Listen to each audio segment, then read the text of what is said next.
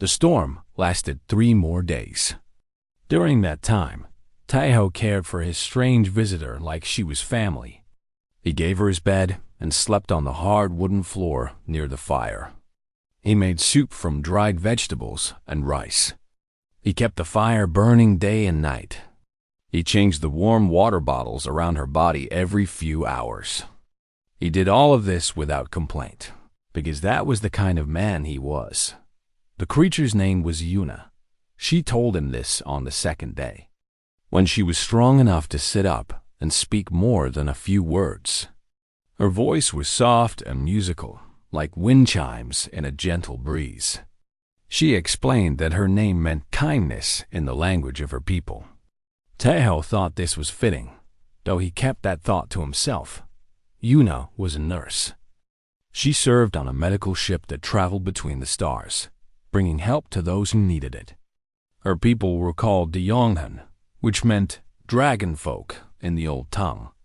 They had been watching Earth for a very long time. They knew about humans. They had studied them from far away, and what they had learned had made them afraid. "Your kind is violent," Yuna said on the 3rd day. She sat wrapped in blankets by the fire, her golden eyes watching Taiho as he prepared more tea. "Your history is full of wars and cruelty. Your people kill each other over small things. Land, money, ideas. Our elders say humans cannot be trusted. They say you are dangerous, like wild animals that have not learned to be tame." Taiho listened without anger. He poured hot water over the barley in 2 cups. Steam rose between them like a thin wall. He handed 1 cup to Yuna, and she took it with both hands. Her blue skin was still pale, but it had lost the deathly gray color from when he first found her. "I cannot argue with history," Taiho said finally. He sat down in his old chair across from her. "Humans have done terrible things. I have seen some of those terrible things myself. I was a soldier once, a long time ago. I have seen what people can do to each other." Yuna tilted her head. The small scales on her cheekbones caught the firelight. "You were a warrior? You killed others?" "Yes," Taiho said. There was no pride in his voice. There was no shame either. Just truth. "I was young. There was a war. I did what I was told to do. But I also saw things that changed me. I saw friends die. I saw enemies suffer. I learned that war does not make heroes. It only makes survivors." He took a sip of his tea. The warmth spread through his old bones. Outside, the wind still howled, but it was weaker now. The storm was dying. "When the war ended," he continued, "I came to this mountain. I wanted to be alone. I wanted to forget. But mostly, I wanted to understand. I spent many years thinking about life and death, about good and evil. And do you know what I learned?" Yuna shook her head slowly. "I learned that kindness is a choice," Taiho said. "Every person, every day, chooses who they want to be. Yes, humans can be violent. We can be cruel. But we can also be kind. We can help strangers. We can share our food with those who are hungry. We can give warmth to those who are cold." He smiled at her. "The darkness in our history is real. But so is the light. Both exist inside us. The question is which one we choose to follow." Yuna was quiet for a long time. She stared into her cup of tea as if looking for answers in the brown liquid. Her wings rustled beneath the blankets. They were healing well. Taiho had been careful to keep them warm and dry. "My ship crashed because of a malfunction," she said at last. "I was on my way to a medical station in another system. When the engines failed, I tried to find a safe place to land. Your mountain was the closest option." She looked up at him. "When I realized I was falling toward Earth, I was afraid. I thought I would die. Not from the crash, but from the humans who would find me. I thought they would hurt me, or lock me in a cage, or cut me open to see how I worked." Taiho felt a deep sadness at her words. He understood why she had thought those things. Human history gave her every reason to be afraid. But it still hurt to hear. And now? He asked gently. What do you think now? Yuna looked at him. Her golden eyes were wet with something that might have been tears, though he was not sure if her kind could cry. I think I was wrong, she whispered. Not about all humans, maybe, but about you. You could have left me in the snow. You could have called your government and turned me over to be studied. You could have been afraid of me, of my wings and my scales and my strange eyes. But instead, you carried me to your home. You gave me your bed. You made me soup and tea. You asked nothing in return. She set down her cup and reached out to take his hand. Her fingers were cool against his warm skin. Her sharp nails rested lightly on his wrist. Why? She asked again, the same question from that first night. Why did you help me? Taeho squeezed her hand gently. Because that is who I choose to be. The war took many things from me. My youth, my friends, my peace of mind. But it did not take my heart. I still believe in kindness. I still believe that one person can make a difference, even if it is only a small difference. Even if it is only a cup of tea on a cold night. Yuna's lip trembled. A single drop fell from her golden eye and rolled down her blue cheek. So her kind could cry after all. Among my people, she said, there is a saying. A single spark can light 1,000 fires. We use it to warn against spreading violence. One act of cruelty can inspire many more, but she paused and looked at their joined hands. I never thought about it the other way. One act of kindness can also spread. It can inspire more kindness, again and again, until the whole universe is warmer. Taeho nodded slowly. That is a good way to think about it.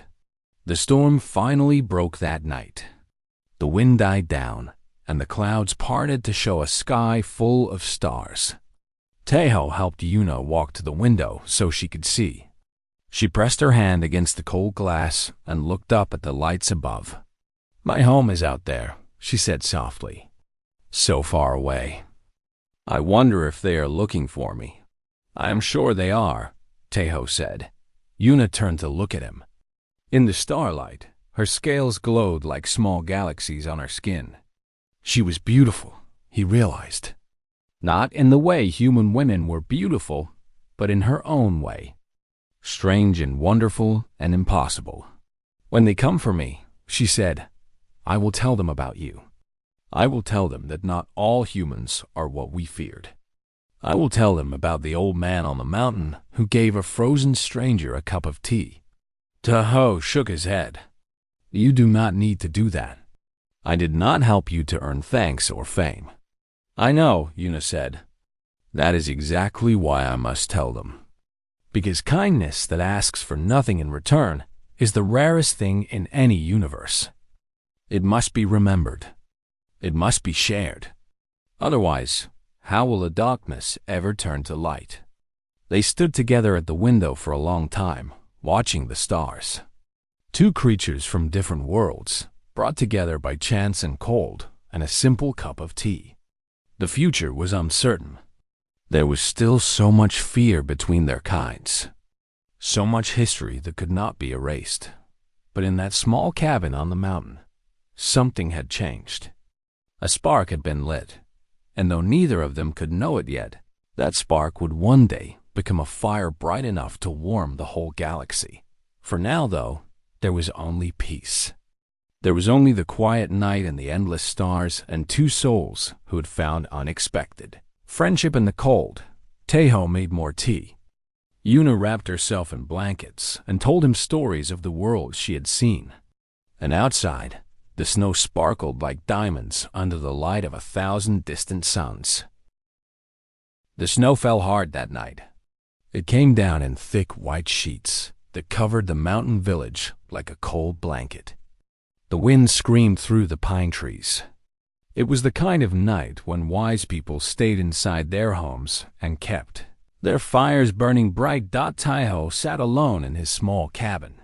He was an old man now, with gray hair and deep lines on his face. His hands were rough from years of hard work. On the wall behind him hung old medals from wars that most people had already forgotten. He had been a soldier once, a brave one, but those days were far behind him. Now he lived a quiet life on this lonely mountain. He grew vegetables in summer and read old books in winter. He had no family left. His wife had died 10 years ago. His children lived in the big city and rarely visited. The old veteran poured hot water into his cup. He watched the steam rise into the cold air of his cabin. The fire in his small stove crackled and popped. Outside, the storm grew worse. Tejo pulled his thick blanket tighter around his shoulders.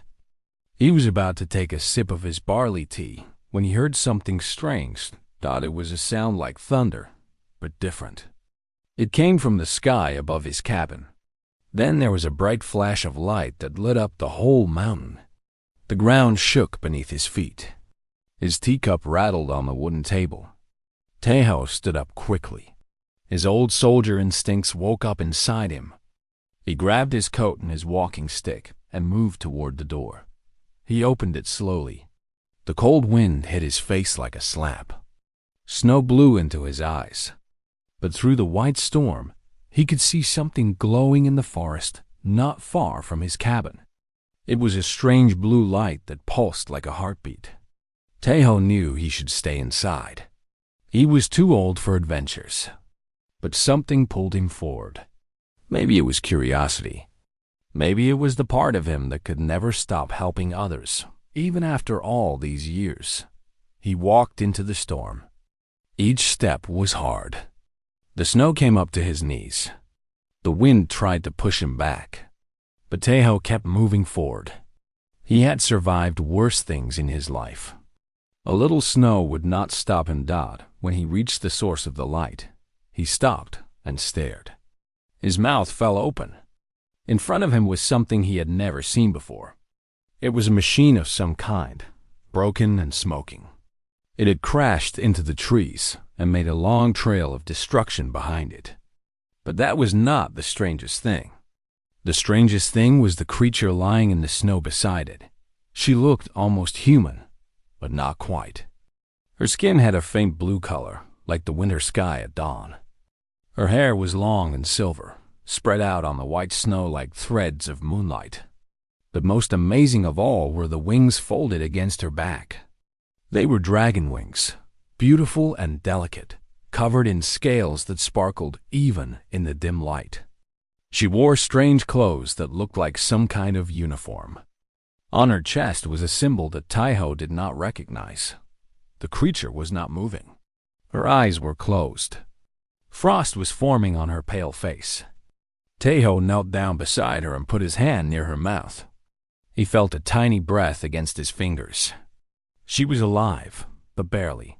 Tejo did not think about what she was or where she came from. He did not think about whether she might be dangerous. He only thought about the cold and how she would surely die if he left her here. So he did what any good person would do. He picked her up in his arms. She was lighter than he expected, but still heavy enough to make his old back ache. Her skin was cold like ice. Her wings dragged in the snow behind them as he carried her back toward his cabin. The storm seemed to grow even fiercer, as if it was trying to stop him. But Tejo pushed on. He talked to her as he walked, even though she could not hear him. "Hold on," he said. "My cabin is warm. You will be safe there. Just hold on a little longer." It took him a long time to reach his home. By the time he pushed open the door, his legs were shaking and his lungs burned from the cold air. He laid the strange woman on his bed, the only bed in his small cabin. Then he quickly added more wood to the fire. He piled every blanket he owned on top of her. He boiled water and filled clay bottles with it, placing them around her body to give her warmth. For hours, Tejo sat beside her and watched. He wiped the frost from her face with a warm cloth. He studied her strange features. Up close, he could see that her scales were not just on her wings. There were small patches of them on her cheekbones and along her neck. They were beautiful, like tiny jewels set into her skin. Her ears were slightly pointed. Her fingernails were dark and sharp, almost like claws. She was clearly not from Earth. Taiho had heard stories on the radio about strange lights in the sky. Some people talked about visitors from other worlds. He had never believed those stories. He was a practical man who believed only in things he could see and touch. But now, with this creature in his bed, he had no choice but to believe Dot as the fire crackled and the storm raged outside. The strange woman began to shiver. This was a good sign. It meant her body was fighting to get warm again. Taiho heated some barley tea and waited Dot near midnight. Her eyes finally opened.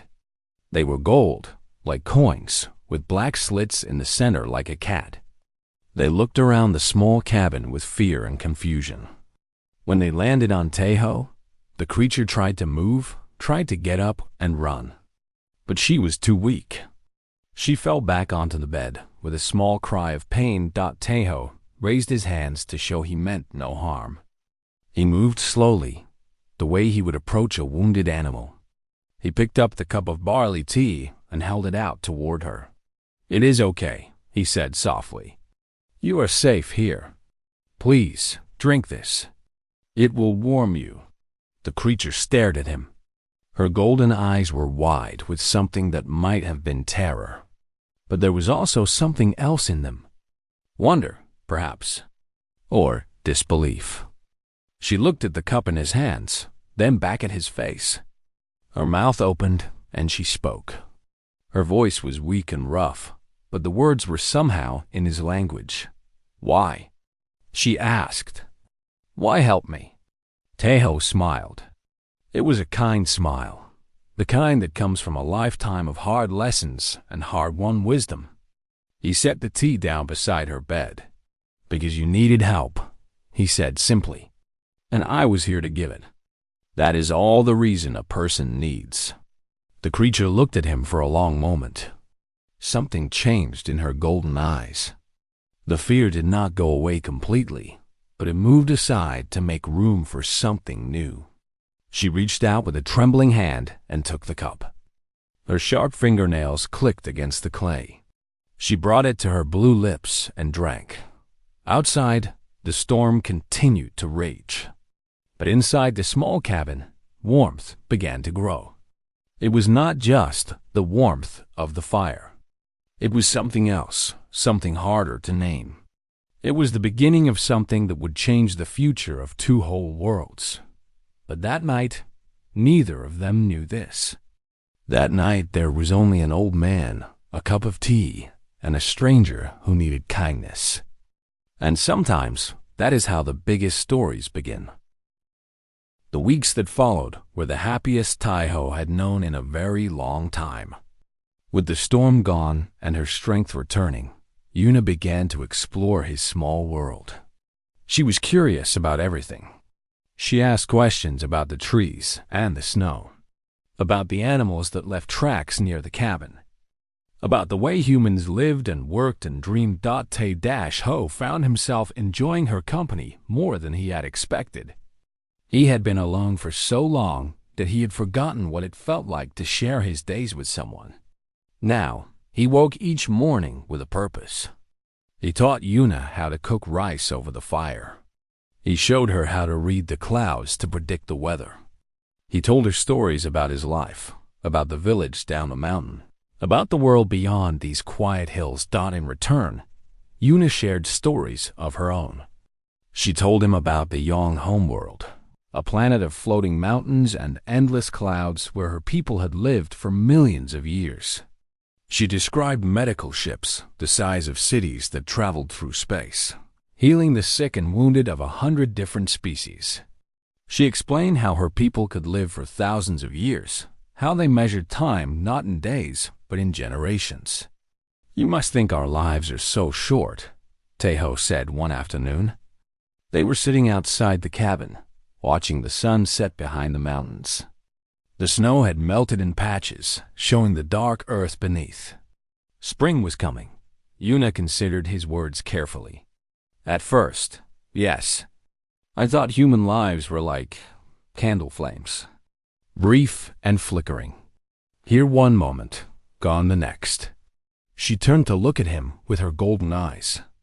But now I understand that short does not mean less important. A candle can light a dark room just as well as a torch. Sometimes better, because it is gentler. Taeho smiled.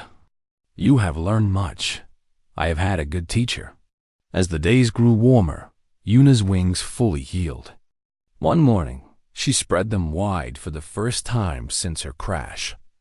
They stretched out on either side of her, huge and magnificent, covered in scales that shifted color in the sunlight.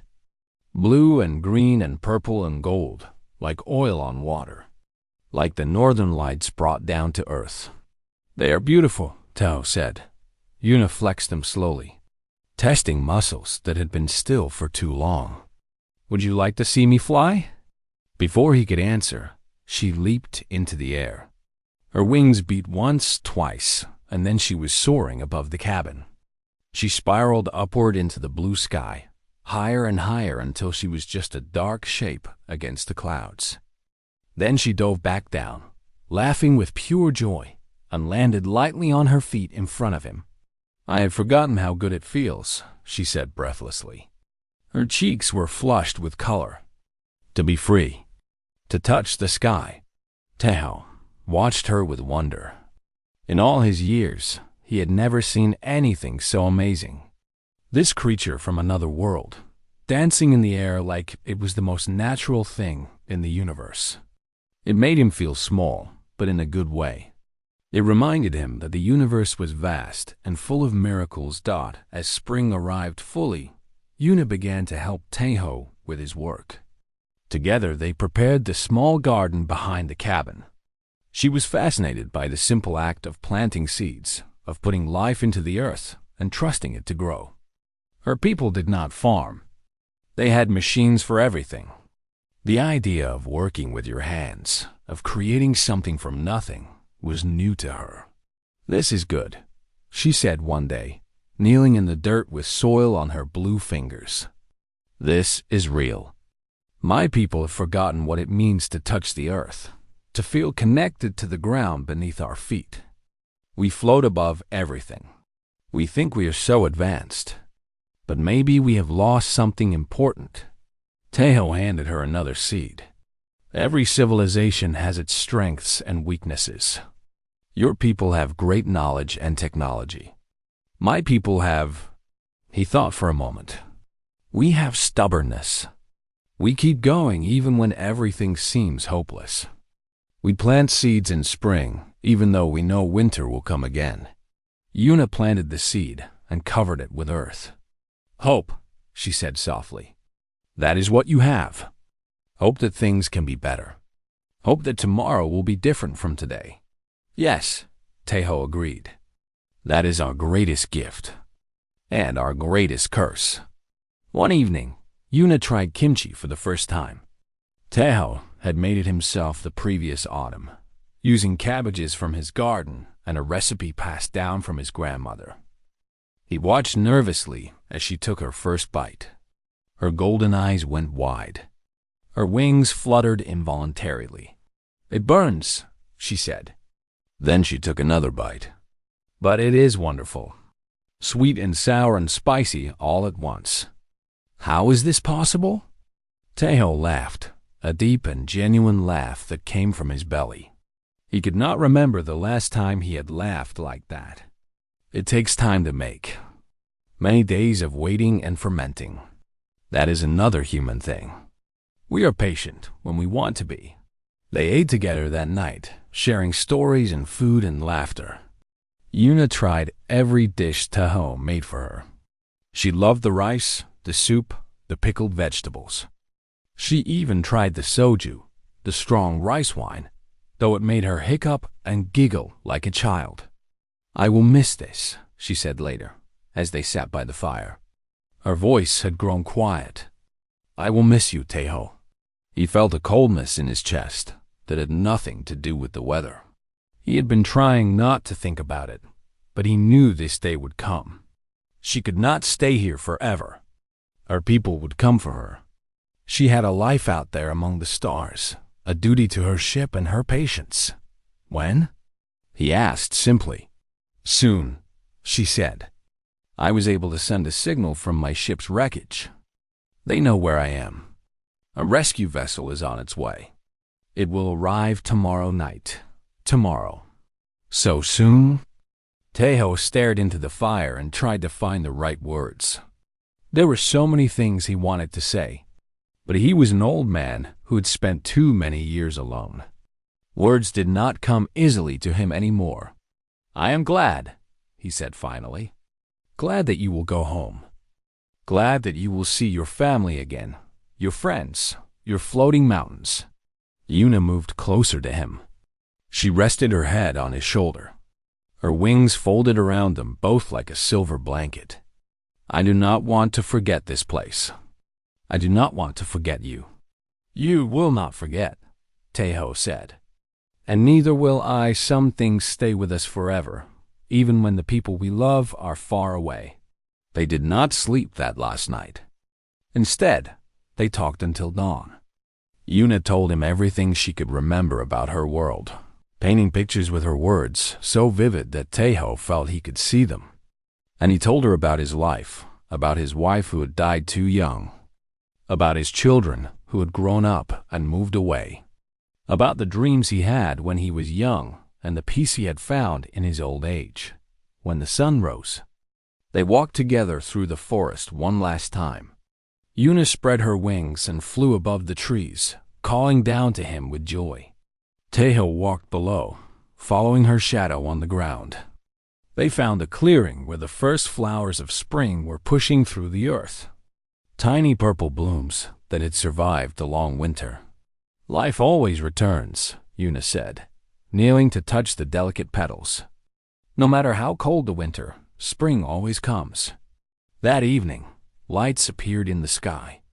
A ship descended through the clouds, sleek and silver and silent. It landed in the clearing where they had seen the flowers.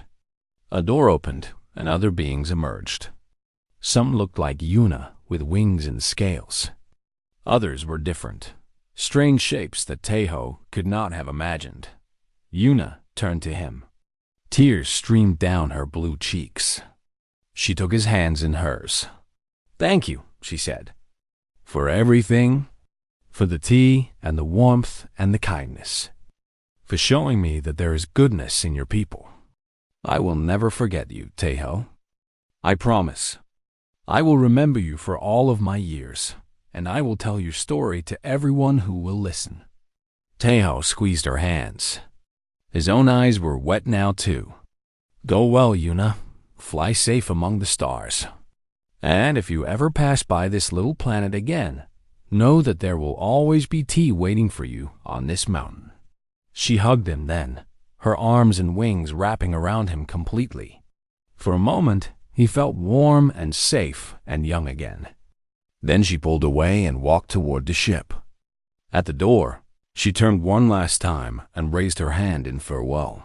The ship rose into the sky and disappeared among the stars. Tejo watched until the last light faded. Then he walked home alone through the quiet forest. His cabin felt empty that night. But on the table, next to his cold cup of tea, lay a single silver scale.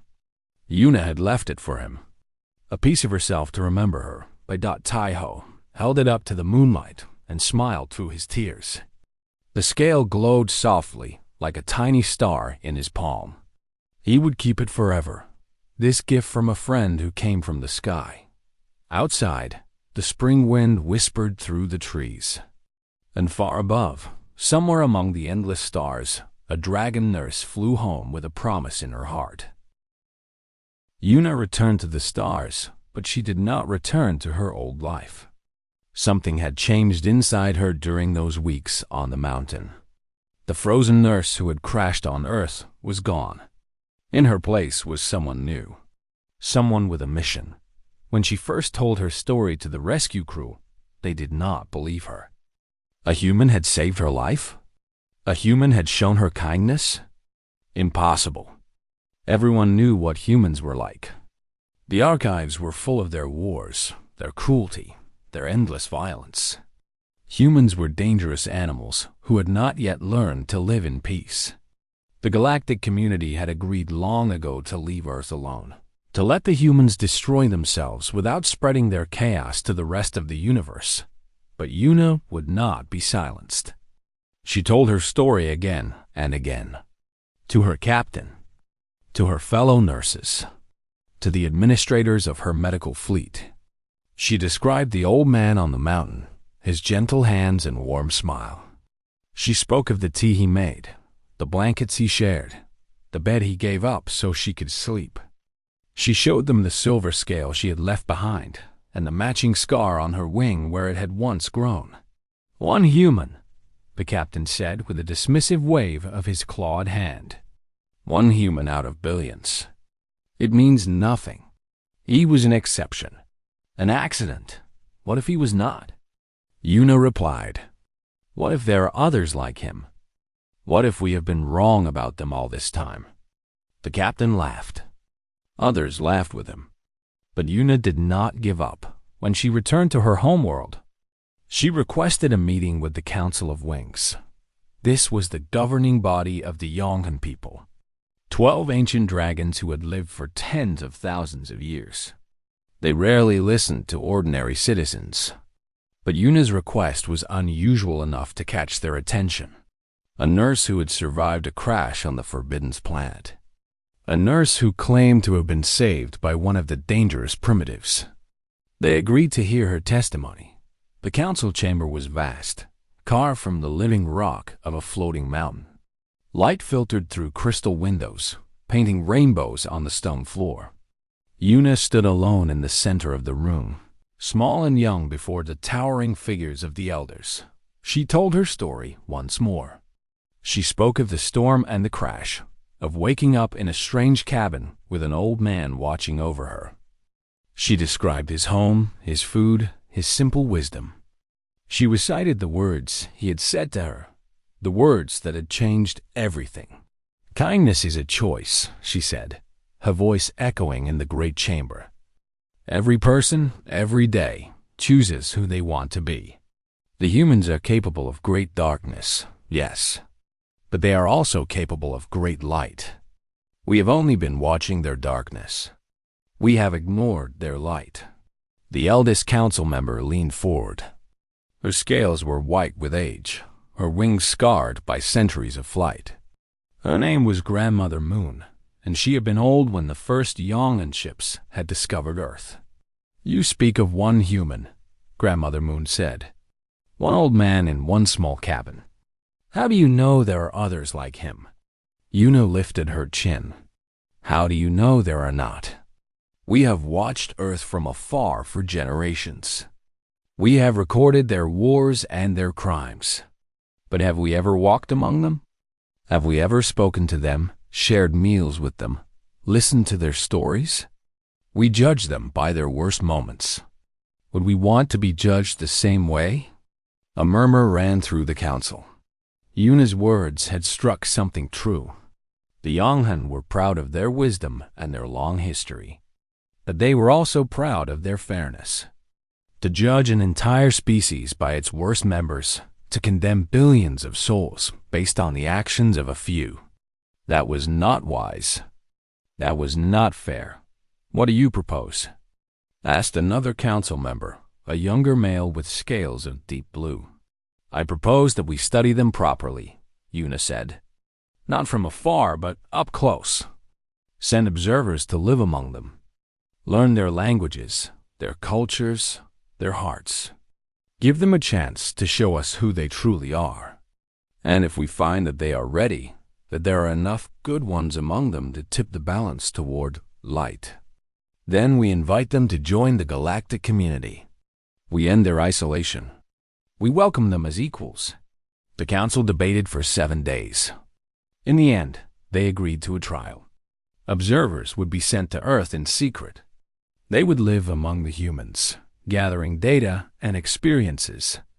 After 50 years, they would return and share what they had learned. Then, and only then, would a final decision be made. Yuna was chosen to lead the observation program. Over the next 5 decades, she supervised hundreds of missions to Earth. Her people walked disguised among humans, learning and watching and remembering. They saw wars, yes. They saw cruelty and greed and hate. But they also saw hospitals where doctors worked without rest to save strangers. They saw teachers who devoted their lives to children who were not their own. They saw ordinary people helping their neighbors after disasters, sharing food when there was barely enough to eat, risking their lives to rescue those in danger. Every few years, Yuna returned to the mountain in Korea. She visited Taiho in secret, watching from the shadows as he grew older and more frail. She wanted to speak to him, to hold his hand again, but she could not reveal herself. The mission required secrecy, so she watched and remembered and carried his image in her heart. The years passed. Reports flowed in from across Earth. The picture that emerged was complex and contradictory. Humans were violent, yes. They fought wars and destroyed their own planet. But they also loved fiercely. They created beautiful art and music. They dreamed of better futures and worked to build them. They made terrible mistakes, but they also learned from those mistakes and tried to do better. When the 50 years ended, Yuna presented her findings to a new Council of Wings. Grandmother Moon had finally passed into the eternal sky. New elders sat in her place. But the question remained the same. Should we welcome humanity into the galactic community? Yuna stood before them with thousands of pages of evidence, millions of hours of observation. But in the end, she returned to the beginning. She told them about Taiho. She told them about the cup of tea on a cold night. She told them about an old man who asked nothing in return for his kindness. This is who humans can be, she said.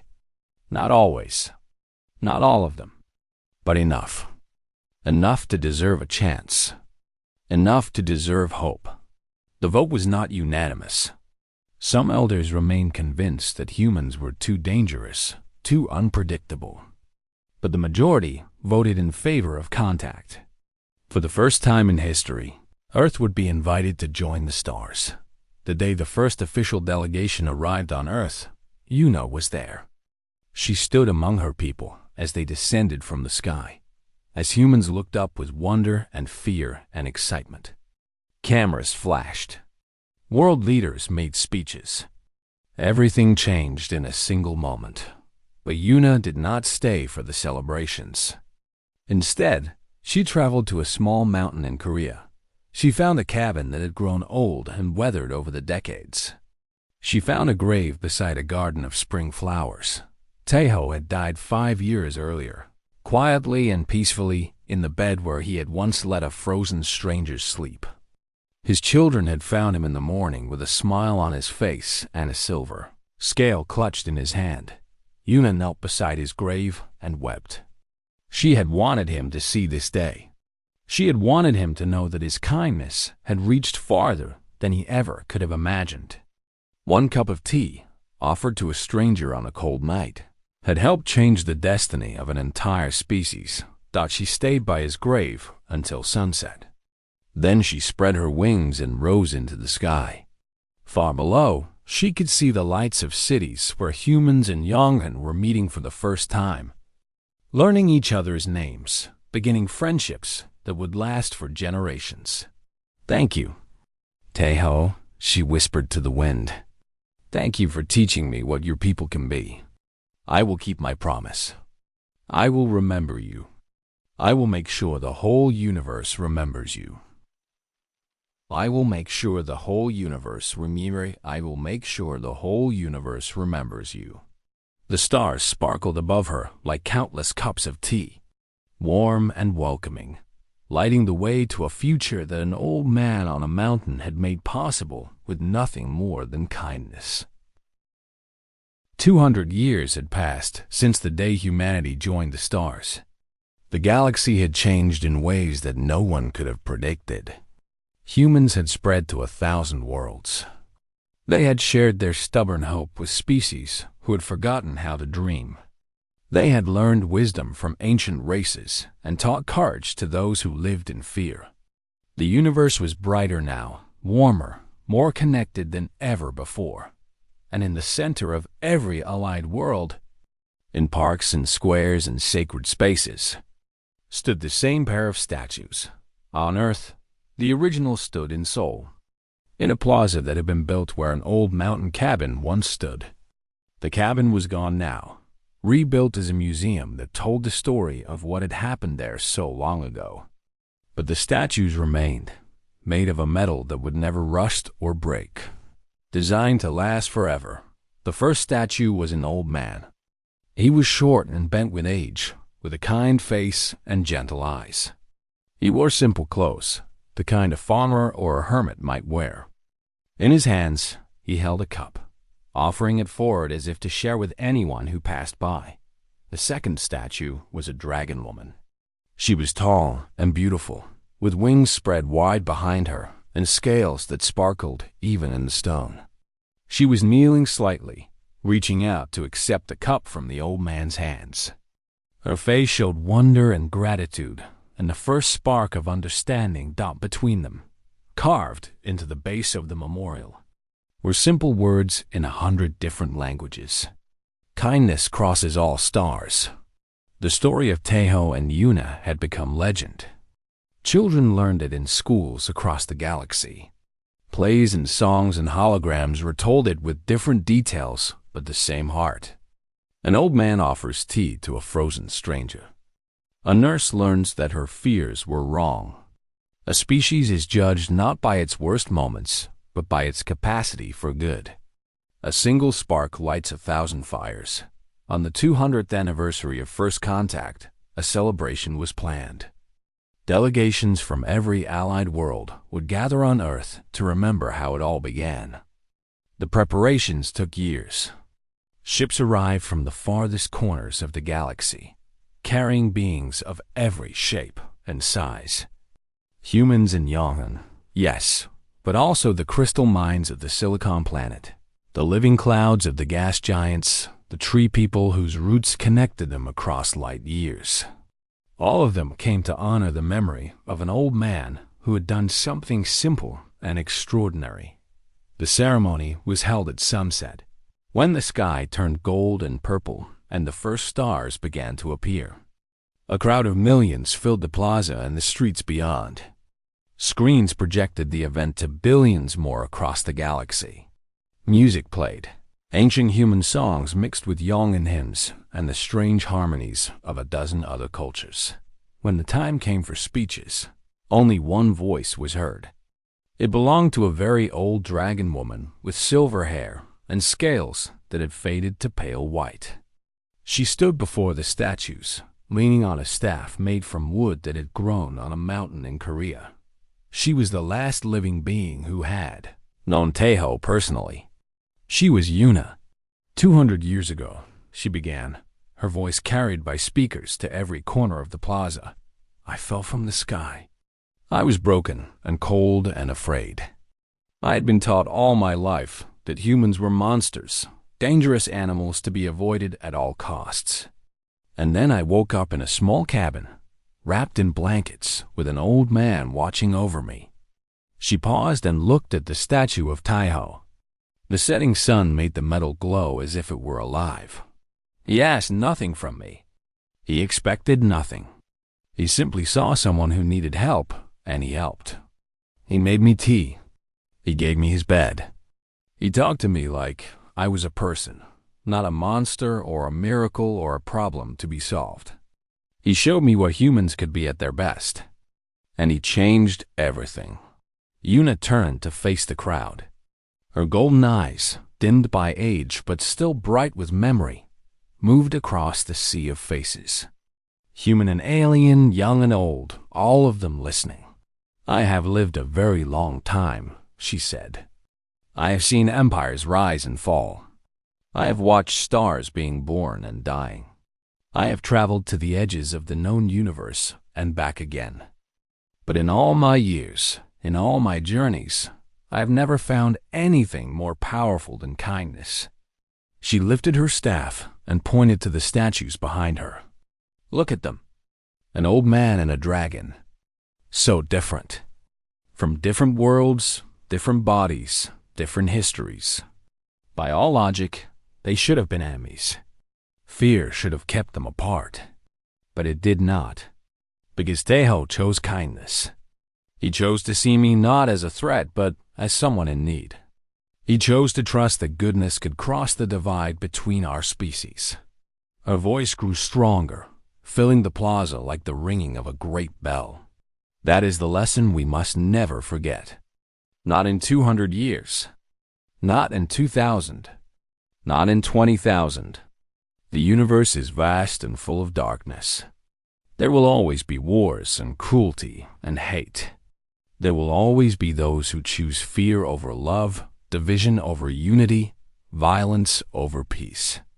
But there will also always be those who choose differently. There will always be someone willing to offer a cup of tea to a stranger." She lowered her staff and placed her hand on the statue of Taeho, on the cold metal fingers that held the eternal cup. "Be that someone," she said softly. "Every day, in every moment, with every being you meet. Choose kindness. Choose connection. Choose hope. That is how we honor the memory of Taeho. That is how we keep his light alive across all the stars." The crowd was silent for a long moment. Then, slowly, the applause began. It started in the front rows and spread backward like a wave, growing louder and louder until it filled the sky. Beings of every species clapped and cheered and wept. Some raised cups of their own, toasting the old man who had changed everything. When the celebration ended and the crowds went home, Yuna remained alone by the statues. The night was quiet now. The stars shone down like they had 2 centuries ago, when she had looked up through the window of a small cabin and seen the same lights. She felt tired. She had lived longer than any Yonin in history, kept alive by stubborn will and the promise she had made so long ago. But she knew her time was finally ending. She could feel it in her bones, in the slow fading of her heart. She had done what she set out to do. She had remembered him. She had made sure the whole universe remembered him. "I kept my promise," she whispered to the statue. "I never forgot you. I never let them forget you." She sat down at the base of the memorial, leaning against the cold metal. The night wind rustled through the trees that have been planted around the plaza, descendants of seeds from the original mountain. Above her, the twin statues stood forever frozen in their moment of connection, the moment that had begun a new era for all of space. Yuna closed her golden eyes and smiled. She thought of a cup of barley tea, warm in her hands. She thought of a kind voice saying, "Because you needed help, and I was here to give it. That is all the reason a person needs." She thought of spring flowers pushing through snow, of life returning no matter how cold the winter. She thought of a single spark lighting 1,000 fires, spreading across the galaxy until the whole universe was warmer dot, and then, peacefully, surrounded by the legacy of love. Yuna joined Taeho among the stars. They found her in the morning, still smiling, curled at the feet of the statues like a child who had finally come home. The news spread across the galaxy within hours. Mourning was universal and deep. But so was gratitude. She had given them so much. She had given them each other. New statues were added to the memorial after that. A third figure joined the first 2, a dragon woman resting peacefully at their feet.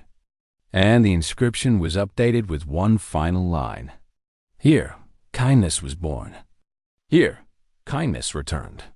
Here, kindness lives forever. The years continued to pass. The statues watched over the plaza through seasons and centuries. New generations came to stand before them, to hear the old story, to be inspired by the simple truth at its heart. Wars were fought and peace was made. Empires rose and fell.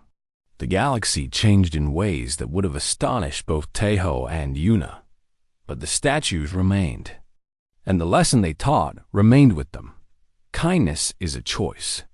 One person can make a difference. A cup of tea, offered in the spirit of love, can change the destiny of worlds. This is the story of how humanity joined the stars. Not through conquest or technology or power. Through a simple act of kindness from a simple old man who believed that everyone, no matter how strange or different, deserved warmth on a cold night and across the infinite reaches of space. Wherever beings gathered in peace, wherever strangers became friends, wherever hope pushed back against the darkness, the statues remembered them forever.